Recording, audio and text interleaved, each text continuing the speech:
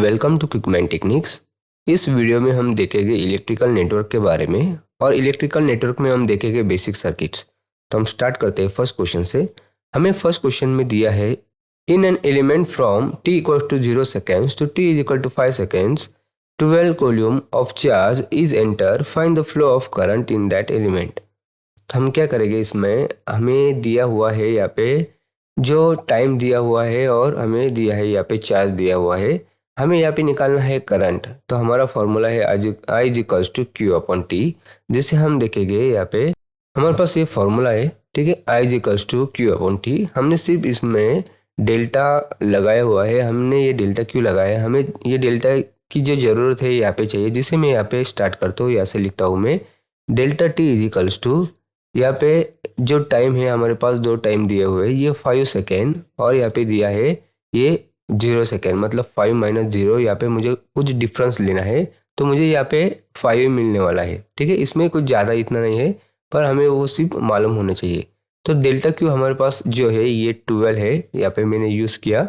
और मैं यहाँ पे 5 डायरेक्टली 5 यूज़ करता हूँ, मैं 5 माइनस 0 यहाँ पे नहीं लिखूँगा। तो मुझे इसमें क्या करना है, सिर्फ करंट निकालना है। फिर यहाँ पे मुझे करंट की वैल्यू मिलती है I is equals to 5 to the 10 और 4 5 4 द 20 ये एम्पियर। ये मुझे 2.4 ये वैल्यू मिलती है और ये ऑप्शन में दी है, ऑप्शन ए, ठीक है। हम नेक्स्ट देखते हैं। यहाँ पे दिया है what is the SI base unit of electric current. या तो फिर हमें जो मालूम है ये करंट के लिए हम डायरेक्टली क्या करते हैं, एसआई यूनिट डायरेक्ट एम्पियर लिखते हैं। या तो फिर हम क्या लिखते हैं, इसके लिए चार्ज अपॉन टाइम ये लिखते हैं, ठीक है। हमें यहाँ पे दिया है, हम वो देखेंगे। जैसे चार्ज हम कूलम और टाइम सेकंड में, अगर इन दोनों में से जो है हम यहाँ पे देख लेंगे, ये कूलम सेकंड दिया है हमें, कूलम पर सेकंड, ये सेकंड पर कूलम, इसका अपोजिट दिया हुआ ये भी नहीं है, तो ये दोनों इसमें नहीं है। ये यहाँ पे मिनट दिया हुआ है, सिर्फ एम्पियर है। तो ये हमारा ऑप्शन है, ऑप्शन डी, ठीक है। हम नेक्स्ट देखते हैं। यहाँ पे दिया है the total charge QT in column that enters the terminal of an element is determine the current at t is equal to 5 second. 5 second के लिए हमें करंट डिटरमाइन करना है। ये क्या है मैं आपको बताता हूँ, हम आगे देखेंगे। जिससे पहले हम फॉर्मूला यूज़ करेंगे जो हमने यूज़ किया था, current is equal to Q upon T, ठीक है। तो हमें क्या करना है, जो भी हम चार्ज लेंगे उसका हमें डेरिवेटिव लेना है। तो मैं क्या करता हूँ, अभी इसका डेरिवेटिव लेता हूँ। ये क्यों लिया मैं आपको बताता हूँ। जैसे मैं यहाँ पे लिखता हूँ डी अपॉन डी टी, ये क्यू की वैल्यू मतलब ये चार्ज की वैल्यू यहाँ पे है 3 plus E raise to minus 2 T minus 2, ठीक है। ये हमें वैल्यू यहाँ पे ली हुई है। तो अभी हम क्या करेंगे, इसका डेरिवेटिव लेंगे। जैसे ये इसका डेरिवेटिव कांस्टेंट है, ये 0 प्लस, फिर हमें ये लिखना पड़ेगा E raise to minus 2 T raise to minus 2, ठीक है। फिर इसका डेरिवेटिव लेंगे, तो इसका हमें मिलेगा, ये है यहाँ पे मल्टीप्लाई, यहाँ पे है ये -2, ठीक है, ये साइन। तो फिर अभी मैं ये बताता हूँ, मैंने ये वैल्यू हमारे पास देखो, अभी हमें इन्होंने क्या बताई थी, चार्ज की वैल्यू। तो ये सब चार्ज की वैल्यू है, पर इन्होंने हमें बताया t is equal to 5 second, मतलब 5 सेकेंड के लिए ये तो टाइम है 0 से कम है। ये जो टाइम है ये 2 यहाँ पे ज़्यादा है हमें 5 सेकेंड के लिए। तो यहाँ पे बताया है कि टाइम 2 के जो ऊपर या तो 2 से जो ज़्यादा बड़ा है, ठीक है। फिर ये टाइम 2 से ज़्यादा बड़ा है, यहाँ पे ये 5 सेकेंड तो कहा था, इसलिए मैंने इसका डेरिवेटिव यहाँ पे निकाला है, ठीक है। तो आगे मैं क्या करता हूँ, अभी t is equal to 5 second हमें कहा है, तो मैं इसकी वैल्यू यहाँ पे यूज़ करता हूँ। पर उसके पहले मैं और एक स्टेप लेता हूँ। यहाँ पे है -2 E raise to minus 2 T raise to -2, ठीक है। ये वैल्यू मैं क्या करता हूँ, यहाँ पे पुट कर देता हूँ। फिर यहाँ पे t की वैल्यू है 5, यहाँ पे मैं लिखता हूँ -2 ई रेस टू -2 और यहाँ पे है 5 या -2, ठीक है। आगे फिर से मैं सॉल्व करता हूँ। यहाँ पे ये है -2, फिर ई रेस टू -2, 5 -2 यहाँ पे मिलेगा 3, ओके। यहाँ पे फिर ये है -2 E raise to 3 to the 6, ये है -6। तो हमें ये वैल्यू मिली है, ये हमारा फाइनल आंसर है। और ये ऑप्शन में दिया है, ऑप्शन सी में, ठीक है। हम नेक्स्ट देखते हैं। यहाँ पे दिया है find the value of V0 in the following circuit. तो यहाँ पे V0 हमें ढूंढना है। पहले हम क्या करते हैं, डायग्राम देखते हैं। ठीक है, डायग्राम में हमने क्या किया है, यहाँ पे हमें KVL लगाना है, इसलिए मैंने नई डायग्राम ली है। ठीक है, हम क्या करेंगे, ढूंढने के लिए V0 ढूंढने के लिए मैं पहले यहाँ से KVL लूँगा और ये KVL हम इसमें सॉल्व करेंगे और फिर इक्वेशन देखेंगे। फिर इक्वेशन से हम V0 यहाँ पे ढूंढ पाएंगे। जिससे मैं अभी यहाँ से स्टार्ट करता हूँ, 12 से स्टार्ट करता हूँ मैं। ये 12 ये है पॉजिटिव, बाद में ये माइनस। ठीक है, रेजिस्टेंस यहाँ पे 4, करंट I फ्लो हो रहा है इसमें से। बाद में ये होगा माइनस, ये है 2V0, फिर यहाँ पे है +4, फिर यहाँ पे मिलेगा ये मुझे +V0, फिर इक्वल्स टू 0। आगे मैं क्या करूँगा, ये 12 और ये 4, ये होगा ये 16, मैंने यहाँ पे 16 लिख दिया। फिर बाद में मुझे और क्या यहाँ पे मिलेगा, -4i। ओके, फिर अभी ये V0 है, ये 2 और ये V0, यहाँ पे ये V0, ये यहाँ पे -V0 है और यहाँ पे +0 V0 है, तो मैं यहाँ पे लिखता हूँ -V0 इक्वल्स टू 0। फिर आगे मुझे क्या मिलता है, यहाँ पे ये दोनों अगर राइट साइड में जाएंगे, राइट हैंड साइड में, तो प्लस हो जाएंगे। तो मैं यहाँ पे लिखता हूँ 4i + V0 इक्वल्स टू 16। ठीक है, अभी यहाँ पे देखो दो वेरिएबल है, यहाँ पे करंट भी है, वोल्टेज भी है, तो हमें ये पूरा सॉल्व नहीं होगा, सिर्फ हम इसे एक इक्वेशन में ही रख सकते हैं।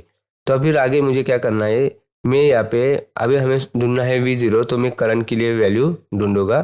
तो अगर मैं यहाँ पे KVL यूज़ करता हूँ तो मुझे यहाँ पे डायरेक्टली क्या मिलता है, जैसे मैं यहाँ पे लिखूँगा V0, अगर मैं यहाँ से आता हूँ, ठीक है, KVL मैंने यहाँ पे लगाया, तो मैं यहाँ पे क्या करता हूँ V0, और इसमें अभी मुझे करंट निकालना है, तो ये है 6i प्लस यहाँ पे मुझे मिलेगा 6i इक्वल्स टू 0।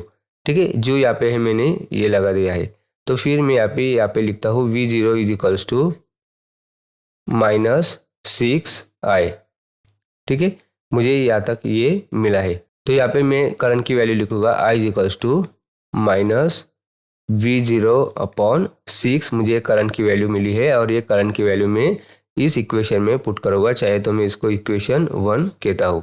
तो फिर 4 -V0/6, फिर यहाँ पे +V0 इक्वल टू 16।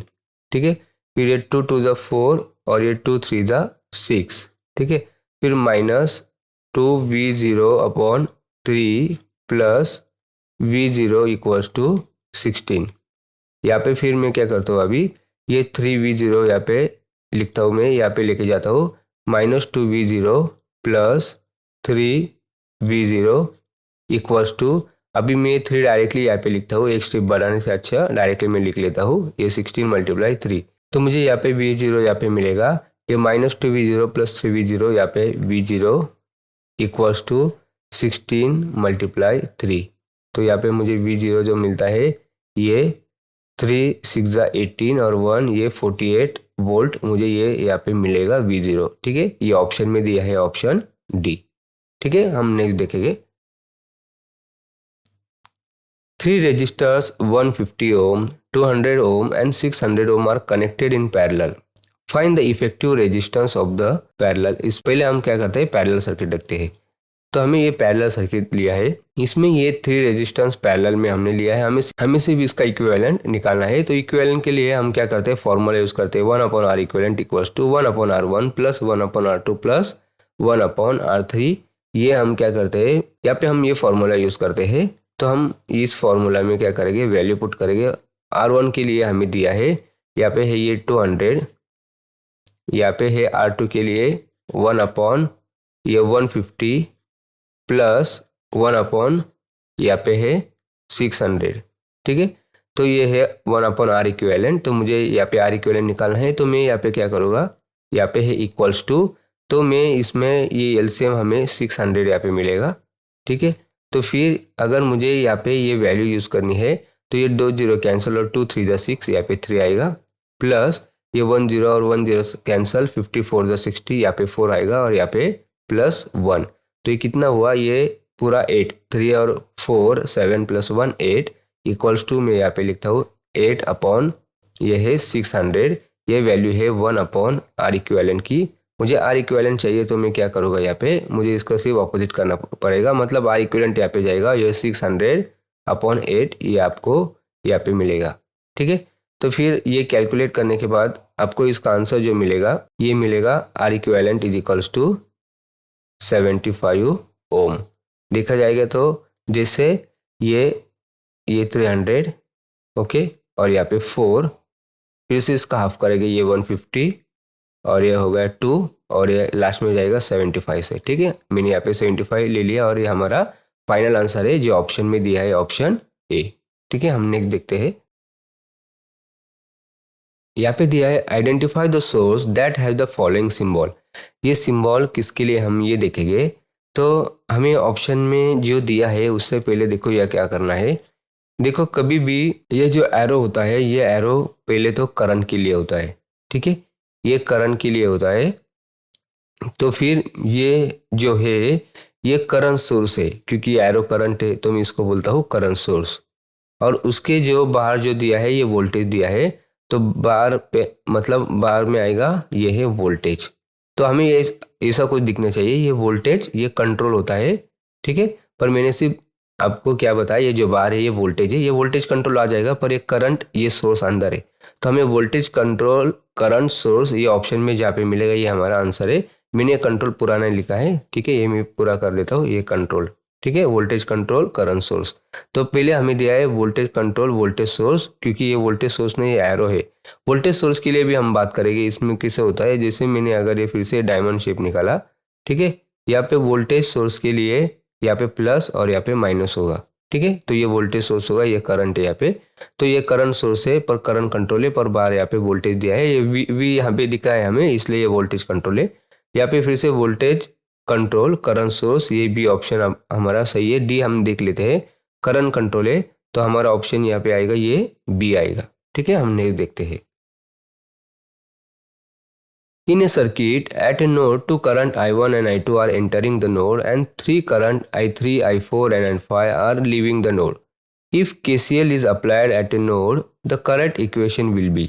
जैसे जो इन्होंने कहा है वैसे मैंने डायग्राम ले ली है, और इन्होंने जो कहा था I1 और I2 ये नोड में एंटर कर रहे हैं। ठीक है, तो मैंने यहाँ पे I1 और I2 ये नोड है हमारा सेंटर ए, ये एंटर कर रहे हैं, और जो I3, I4 एंड I5 ये I3, I4, I5 ये लीव कर रहे हैं। इन्होंने जो बताया था मैंने डायग्राम निकाली है, और हमें यहाँ पे नोड यूज़ करना है और उसका इक्वेशन निकालना है।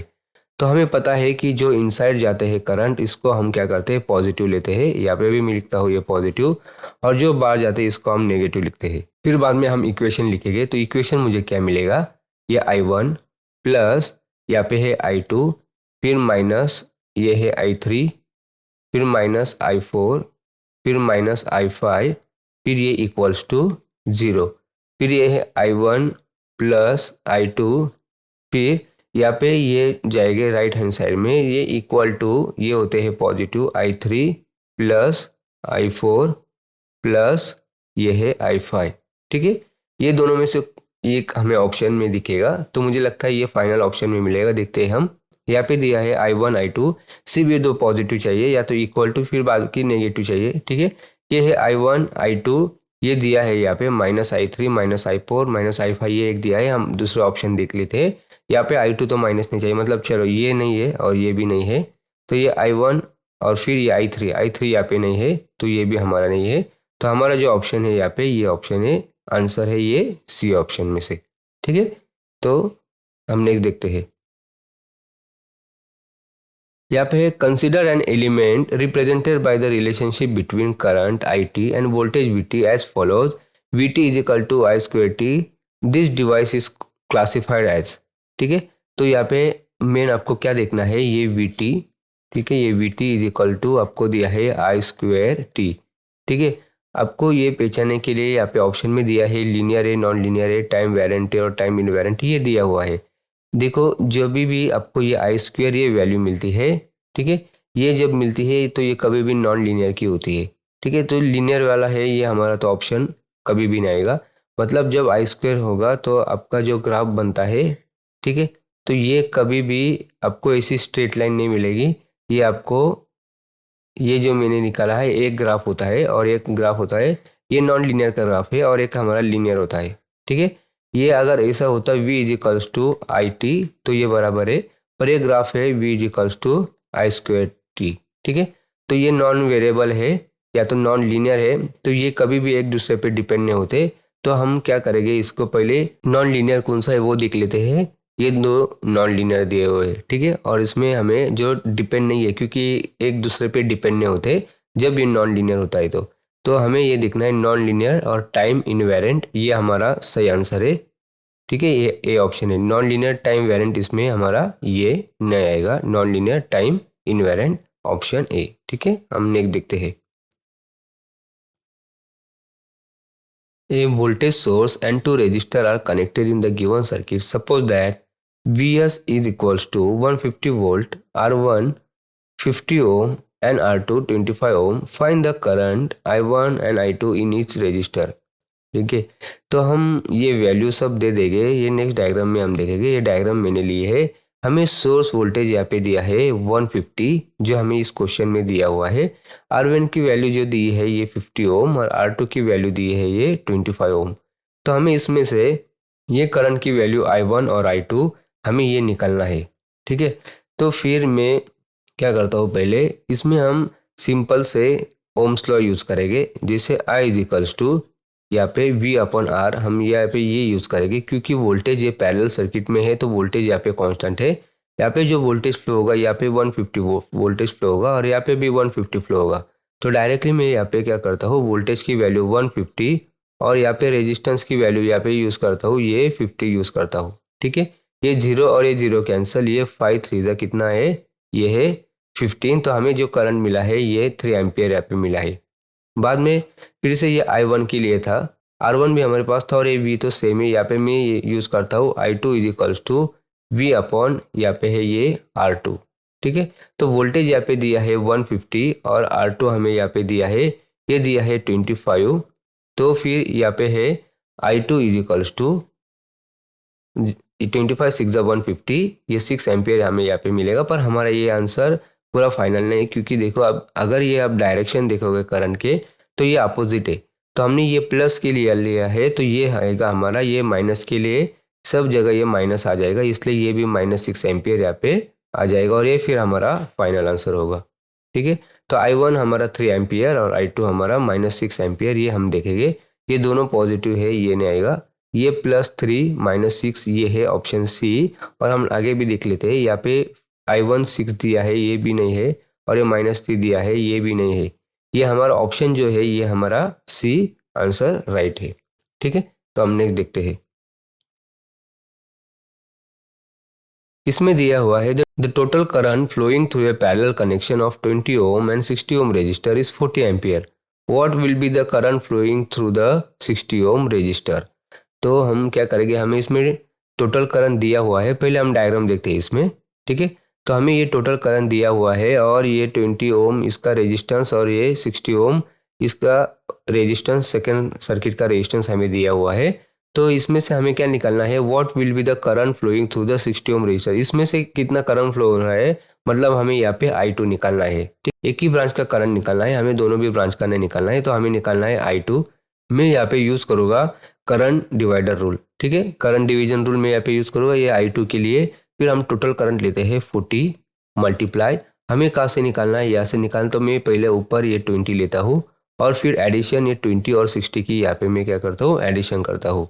ये 20 फिर इनसे आएगा ये 40 मल्टीप्लाई 20 अपॉन यहाँ पे है 60 + 20 80, ये 0 और ये 0 क्या होगा, कैंसिल होगा। ठीक है, फिर बाद में 2 1 ज़ा 2 और 2 4 ज़ा 8 और 40 अपॉन 4 यहाँ पे आपको मिलेगा करंट की वैल्यू ये मिलेगी 10 एम्पियर।